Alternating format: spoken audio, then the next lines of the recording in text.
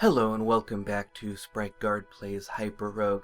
This episode I might be a little bit quieter because it's rather late as I am recording it, but we are heading back into our adventure. We've already had some twists and turns, thought we were doing one thing, then we were doing another, and now we're taking quite an unusual detour and trying to find our way into the vineyard, and that Orb of Friendship is very tempting.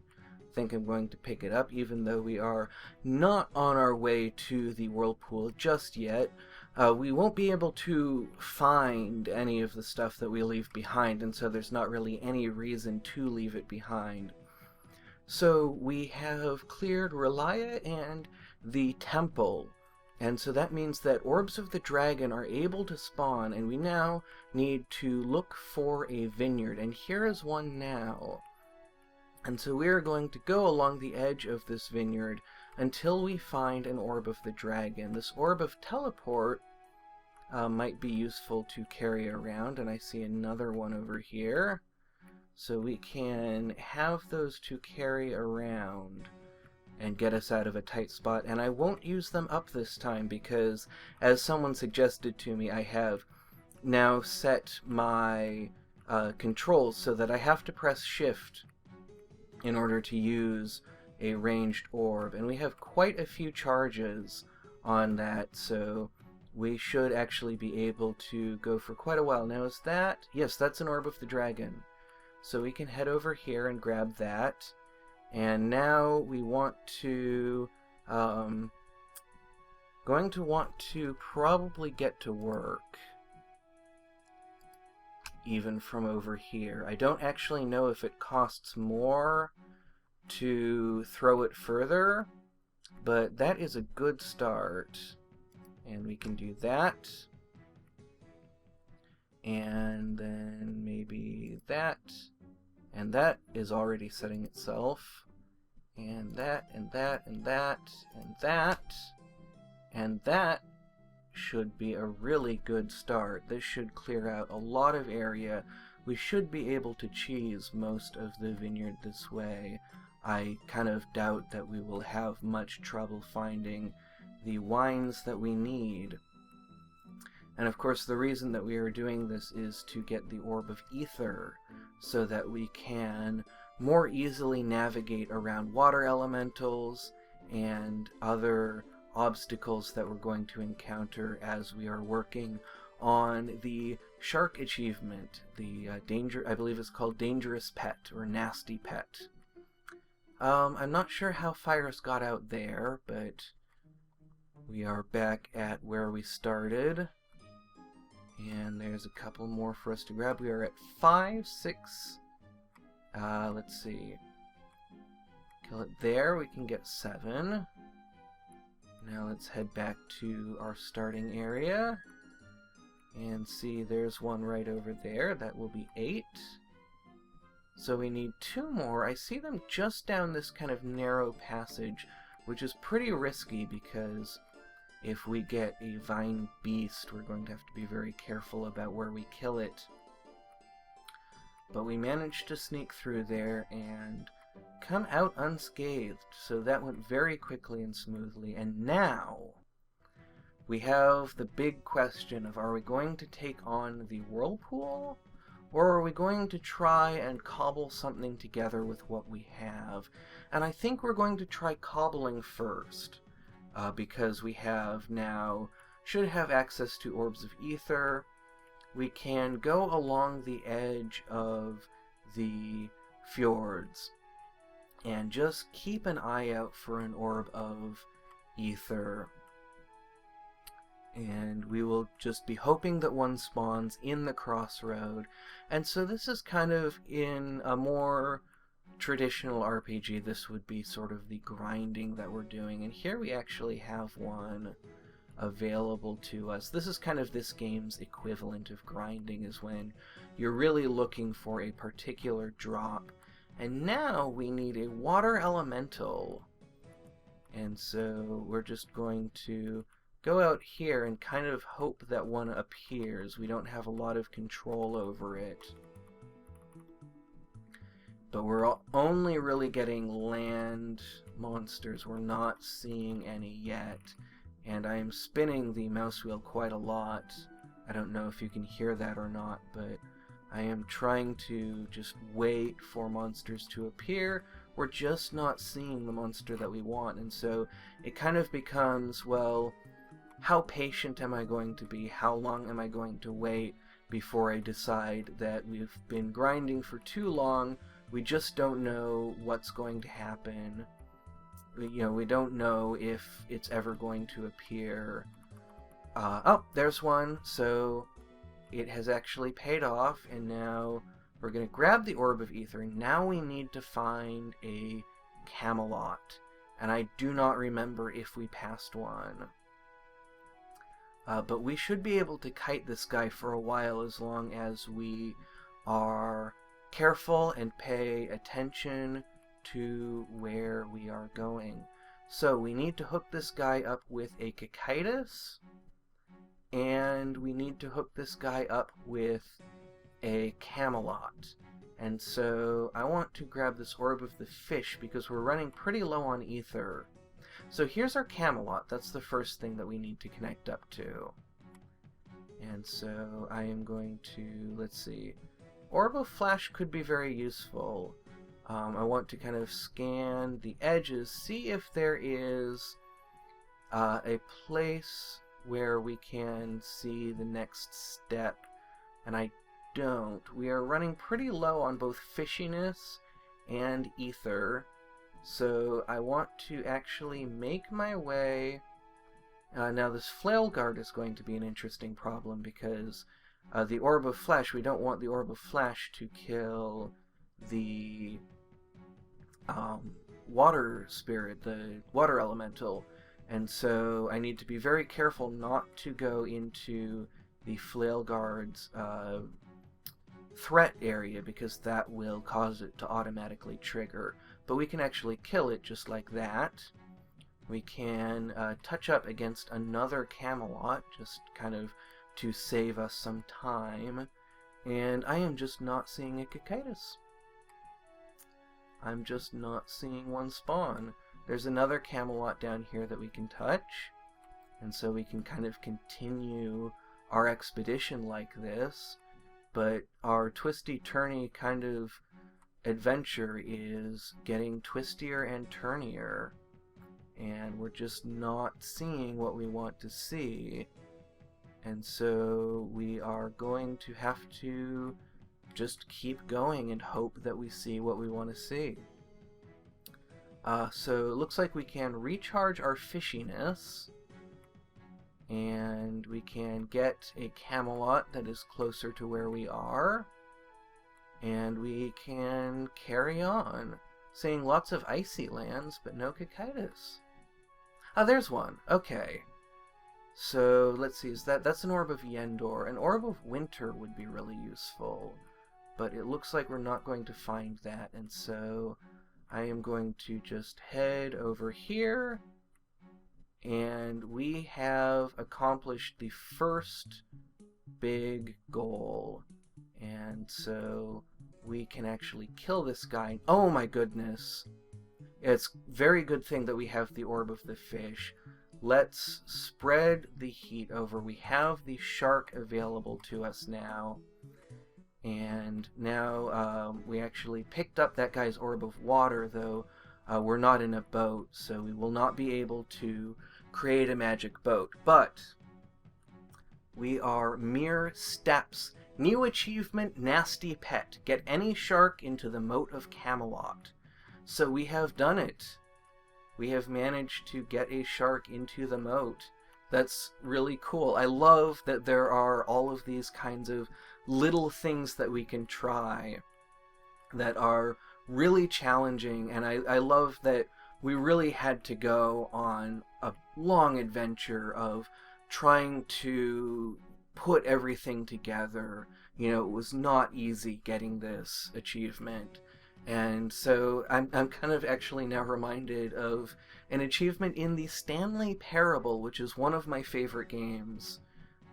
It's one of those games, I've only played it for 2 hours, but those 2 hours were so amazing that I consider it one of my favorite games of all time. despite my not really having that much interest in playing it that much more. Just because what I played was so amazing, and there's not a lot of content in it. It's very funny. It's kind of similar to Portal, but a little bit weirder. You are constantly being told what to do by this voice, and you have to decide whether or not to do it and what things to do instead, and it kind of becomes this puzzle of trying to find new ways of disobeying the voice, and just trying to figure out clever new ways of irritating this guy who's constantly telling you what to do. And it's very funny, very well voice acted by Kevin Brighting, who apparently had never worked in games at all and had no interest in games, and he just picked up this contract and said, hey, I think I could do that. And it's brilliant voice acting. And the reason I'm reminded of it is one of the things that you can do in this game is you can get an achievement for clicking on a door 5 times. And basically when you do that, he yells at you and says, you thought an achievement was worth 5 measly clicks? And he sends you on this whole long kind of adventure to prove that you're worthy of this achievement, and it's really wonderful. I've already spoiled more than I should have. I really recommend checking out that game. But we are playing HyperRogue. We have an Orb of Life. We have a few more areas that we need to clear out, and I am looking at, looks like we need fern flowers are going to be an easy one to get. Rubies are going to be challenging but interesting. We are going to need silver from the mine. I believe I should be able to displace my golem by that, yes. I was a little worried we would lose our golem there, though the golem is not all that helpful in the dry forest. So there is our first fern flower, and so we are going to continue on our Hyperstone quest. And I'm going to be playing this basically in the fairly careful way that I normally do, of cutting a really wide area around us so that we have lots of room to maneuver, and so that it's very clear how we are going to get back to the crossroads. Because there's just this much wider path than any of the other paths. And I'm going to kind of open stuff up around the fern flowers as I grab them. And I don't want to get too branchy with this great big open path, so I want to be a little bit careful. Now we have a fairy coming. Our golem has set her on fire, and so we're going to need to get out of here and probably find someplace else to raid. And so we're just going to go along until we see the next area that has not been checked off our list. We're going to, like last time, we're going to try and do the ocean stuff kind of all on its own. Our golem has fallen to the hedgehog warrior. I probably could have stabbed that hedgehog warrior and saved the golem, but I did not. Having some teleport... Oh, that's flash, actually, so... Never mind then. Having teleport is always useful, even if you don't intend on using it, just because it's so easy to get into a situation where you need it, and it's just you don't know. So we have the bomber bird eggs. We don't need any more of those. Let's see. We have ice diamonds. We have... we don't have anything from the Red Rock Valley. That's a very dangerous area for us to go into. But we have the Orb of the Dragon unlocked, and so probably what we want to do is look for that. There are a couple of other things that could be very useful. Orb of Ether would be very useful here. Apparently Orb of Ether does actually allow you to... oh dear. Excuse me a moment. Does allow you to pick up red gems off of the tops of mesas. So Orb of Ether is going to be something that we can consider. I don't remember which direction I was going. And there are Orbs of Yendor very close in both directions, so I'm going to totter off someplace else just because I don't... I mean, I'm probably going to lose more time just wandering away than I would gain, or than I would lose by backtracking, but oh well. I do not want to deal with a rock troll in the dead cave. That will turn it into a living cave. That is very much not what I want to have on my hands, and so I'm just going to try and cheese this a little bit, and I'm actually playing more recklessly than I normally do in the dead cave. I still do want to stay within kind of where I know I can get back to the crossroads, and we're actually getting a lot of progress this way. So let's, I think that's sufficient. I think that getting a lot of progress is pretty much all I want from this. You know, if we do manage to get every single silver that we need this way, that's wonderful, but even if we just make a bunch of progress, like we got to 7, we can easily cheese out 3 more, just going around here. Let's go this direction. I don't remember if this is backtracking at all. I don't think it is. I think we went in through the first door that was presented to us. And I am just kind of compulsively picking up these dead orbs. I believe that's Orb of Safety. Yeah, we have not actually been to the jungle yet, and so we don't have the Orb of Storms, which is the one that I most often confuse with the Orb of Safety.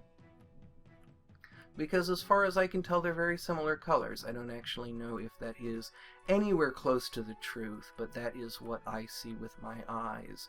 Now, I don't believe the frog, the Orb of the Frog, let's see, you can jump over water, chasms, and fire, but not over walls. That's what I thought. So that's not going to help us with cheesing the dead cave. Though it would probably help us out with some other areas that I haven't thought of yet, because I think a lot of the areas that the Orb of the Frog helps with are not areas that I have very much trouble with. And so I just don't actually feel like I need to look for it. Want to fight these guys off, dip in here, fight that guy, come back out. We are at 8, we need 2 more. Let's see, there's one that we can cheese out of here. Just want to make sure that we deal with that seep correctly. There we go. It looks like that dark troll can't get to us at all. And so we only need 1 more piece of silver. That's an Orb of Shielding. I don't think that's especially useful. Might be useful. I mean, it has such a short range that I don't really think it's worth going even a little bit out of my way. Now, this Earth Elemental maybe could have helped us get to that silver over there. But we don't need it. We can just continue on, and eventually we will see one that is easy to get, or we will see the kind of orb that we need. There's a lot of different ways that we can finish this out. Now, I would go for that if it were not for this tentacle that's after me, and the fact that it's not actually reachable from where I am. I misread the walls there a little bit. It is quite late, and I am getting pretty tired. So I will probably wrap this up. We accomplished the main big thing that I wanted, and we have quite a lot of grinding ahead of us. We are not seeing yet the items that we need to get that last piece of silver, and so we are just going to be wandering and fighting monsters, fighting lots of combat, because I have not been paying enough attention. We can actually get the last of the fern flowers that we need, and that will at least wrap that up, though we have a sandworm coming after us, and I do not like going into the dry forest when I'm in aggro range of a sandworm, because they can become very frustrating. you move so slowly in the dry forest that it's a little bit difficult to get out ahead of them. So that's our 5th. We're still quite a ways away from having all 10 of these. But I'm not really in a rush. I don't really think that it's a good idea to rush. It looks like we can get our last silver here. And we just have to be careful about this seep. Grabbed it, so that's our 10. We have to be a little bit working on that ivy, though luckily we managed to cut it back by 2. I'm not sure why it goes down by 2 sometimes. I think it has to do with the way that new roots are formed, but I'm not entirely clear on the exact mechanics. So that's the dead cave finished out. And now we have the dry forest, the jungle, and we have all of the ocean areas except for the beach and Relaya, which are kind of in between areas rather than areas out in the ocean. Out in the ocean, of course, we have the Whirlpool and we have the Caribbean. We also have the Land of Power, which is going to be a great big challenge all of its own. So that is what we are going to be taking on in the next episode. Now we have 2 Orbs of Friendship right here. And so the next episode, we may actually want to head out into the sea. We may actually want to take our 2 birds and tackle the Whirlpool. But I'm reluctant to do that, as I've said before, because I want this to be a long series. I want this episode in particular, I am committed to making it a long episode. We also have the Red Rock Valley, which I am very committed to cheesing. And I actually had somebody message me and basically say that cheesing it is the best strategy. I do feel like being able to defeat it is something I want to work on in the distant future. You know, maybe if we actually get Hyperstones, that would be then the next thing beyond that. Oh, I lost one of my bomber birds. But the other one is doing some good work. So we're going to look for an Orb of Safety and wrap this episode up. In the next one, we will be continuing on our quest. And maybe getting a Triple Crown is something that I still want to work on, so we may end up going on a Yendur quest at some point as well. That, I thought, was an Orb of Yendur, was actually an Orb of the Fish, which is not particularly useful. So I'm going to continue. Once again, we're kind of grinding. And one thing that I want to work on a little bit is recognizing those times when we are grinding and being a little bit more conversational as much as I can. And the Orb of Safety now actually brings our birds with us. That was a patch not too long ago, though. Boy, not too long ago, half the lands in this game didn't exist, so this game updates very quickly. So, thank you very much for joining me, and I hope that you will join me in the future, but most of all, thank you very much for watching, and have a great rest of your day.